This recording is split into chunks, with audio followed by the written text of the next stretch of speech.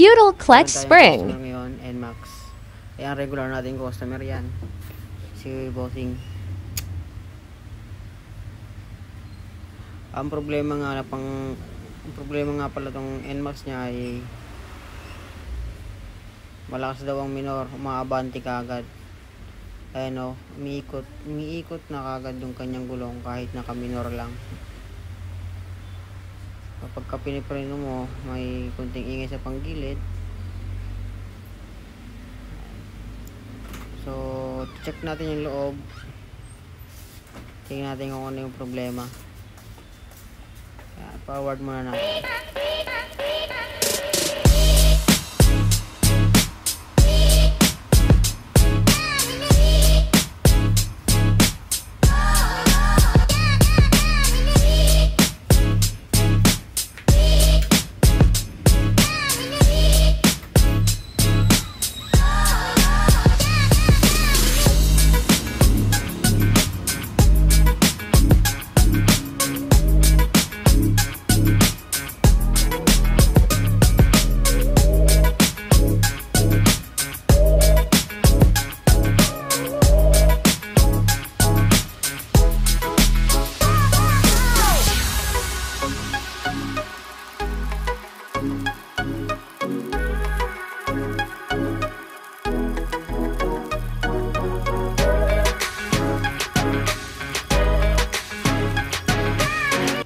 Natanggal na natin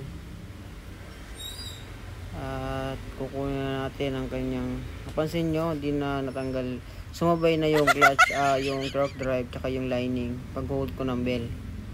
So ibig sabihin ayun, may naputol na clutch spring, kaya umiikot na yung kanyang gulong kahit naka-idle lang, kahit naka-minor lang. So gagawin natin ngayon,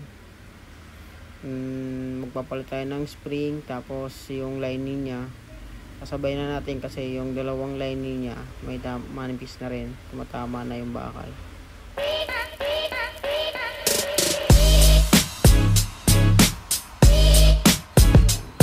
Ngayon, lilinisin muna natin lahat bago tayo magkabit ng mga bagong pyesa. So ayan, nakakombi nga pala si Bossing. Yan ang kanyang bola combination.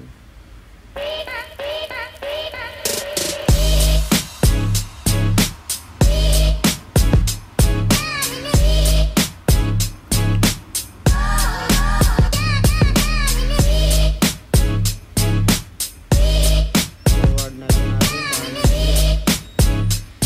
mabilis na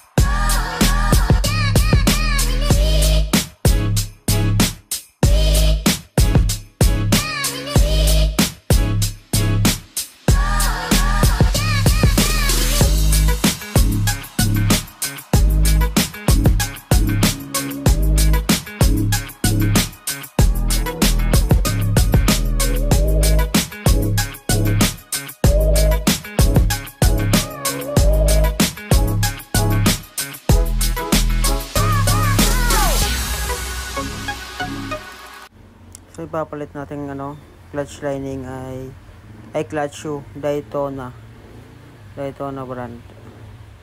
Daytona baka naman.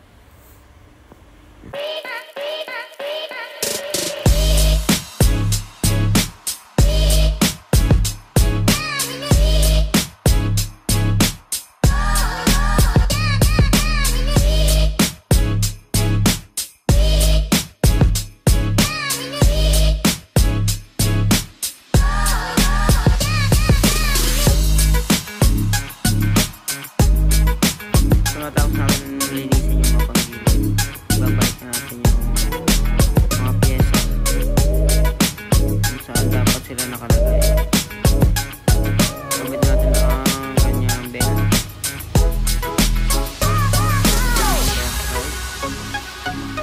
ang lining, hila, and push.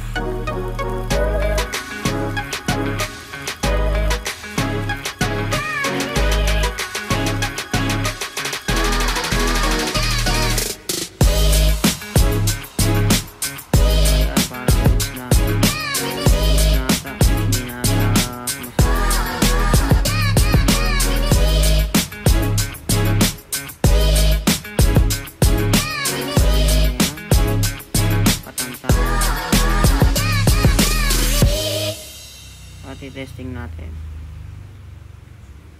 Testingin natin kung okay na.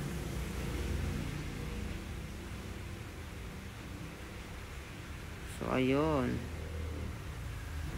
Okay na yung motor ni Bossing.